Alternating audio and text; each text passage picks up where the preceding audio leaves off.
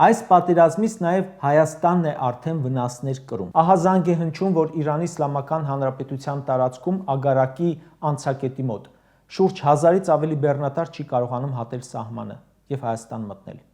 Իրանը ծանրակշիռ տեղ ունի Հայաստանի հետ արտաքին առևտրաշրջանառությունում։ Հայաստան-իրանական ապրանքների ներկրումները մեծ թիվ են կազմում։ Իրանի կարևորությունը չափազանց մեծ է որպես տարանցիկ երկիր եւ փաստացի կանգնել է երկիրը տնտեսական լուրջ խնդիրների առաջ։ Հայաստանի սահմանները 4 հարևաններից 2-ի հետ փակ են։ Իրանի հետ այս պահին կա խնդիր։ Վրաստանի հետ ունենք խնդիր։ Տարբեր տեսակի բեռներ սահմանը չեն կարողանում հատել։ Փաստի առաջ է Հայաստանը կանգնած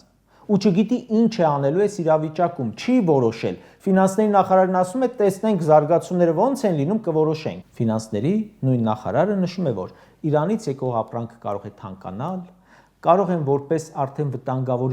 գոտի ներդրումային ռիսկեր լինել։ Դե պատկերացրեք, 4 հարևաններից 2-ի հետ թշնամական հարաբերություններ են, երրորդ հարևանը պատերազմի մեջ է, էլ ինչ ներդրում։ Հարևան երկրում պատերազմ է, որը սպառնում է ընդլայնվել։